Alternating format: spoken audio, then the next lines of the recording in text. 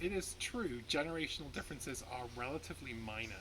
Some things like demographics and hobbies and interests are going to be very important regardless of a person's age or generation. Like if someone is interested in the environment, regardless of their age, they're probably going to be someone that's going to be interested in your organization if you happen to be an environmental organization.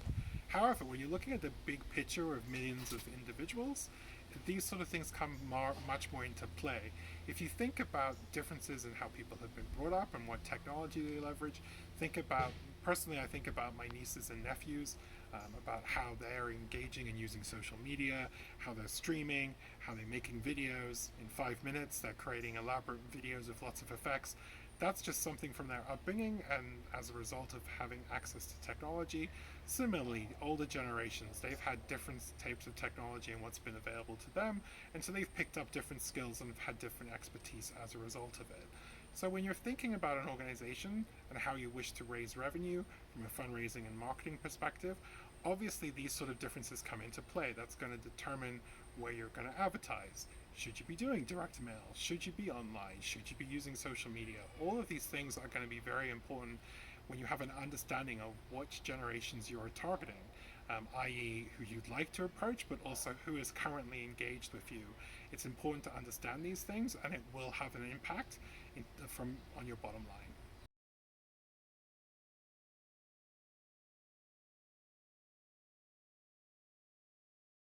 Generation X has always kind of classically been kind of ignored. It's been almost a bit of a running joke that lots of focus has been put on millennials and baby boomers. And so, to an extent, Generation X has always been a bit of an afterthought. That has been a bit of a mistake because as boomers age, the next cohort, the ones that have the most stability and a lot of potential, and study after study actually shows that they're one of the largest, particularly after boomers, in terms of what they are currently giving. So that should say to you, low hanging fruit are Generation X members. They are going to be the next big donors as boomers age, they retire, etc. You need to start thinking about who's the next group of individuals that I should be looking at, and Generation X is it. Considering also what's happened with the economy over the last year and a half, a lot of Generation X's are already established in their careers. They have good jobs. They probably already have assets. A lot of younger generations, particularly millennials, Gen Z, and younger, are just beginning. And unfortunately, with what's happened with the pandemic, they may not necessarily have as much stability. They certainly, because of what's happened with the housing market around the world, haven't had the level of assets. So, in terms of the disposable income, Generation X does and is more likely to have disposable income, and that leads to a suggestion that they are the ones that could be very open for your approaches from a fundraising and marketing perspective.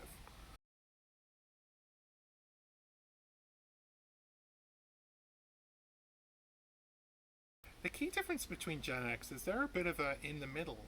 So when you think about boomers, people often make references about boomers aren't necessarily as tech savvy.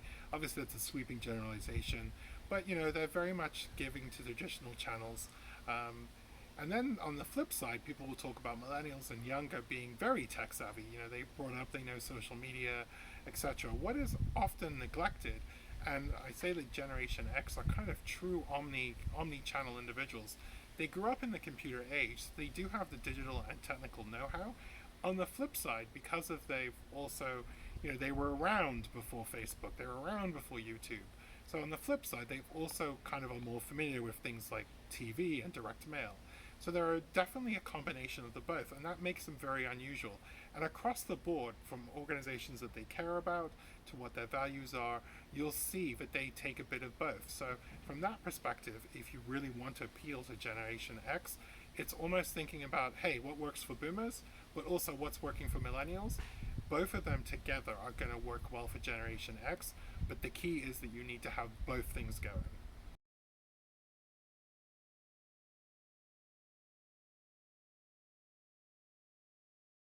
It's important to understand who is actually your existing donors. So one of the first things we always recommend to do is to really do a bit of a survey. You can do very low cost surveys using something like SurveyMonkey, etc. Just sending out emails, asking questions, figuring out actually who is on your current donor database is very important to understand. From that viewpoint, you can start making conclusions about which generation has been responding to your messaging, what values they hold, etc. So that's an important first point.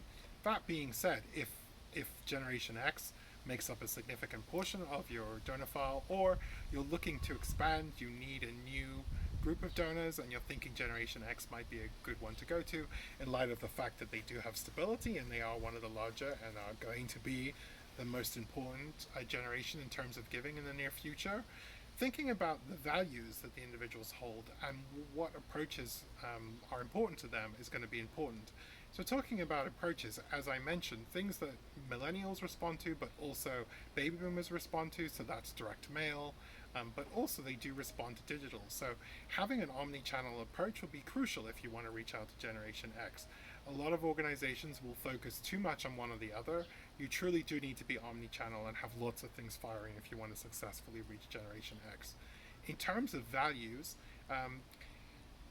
Generation Xers are very values driven in terms of from a perspective of they like to take charge, they like to do things. There's a reason why they use YouTube a lot because they're always searching on YouTube to think, oh, how can I fix this? How can I get this done? What about this? That is very much a trait of YouTube of Generation X's. So with that in mind, if you're thinking about some tests, clearly YouTube would be something interesting. Thinking about something that you could perhaps leverage a DIY or get them to do something.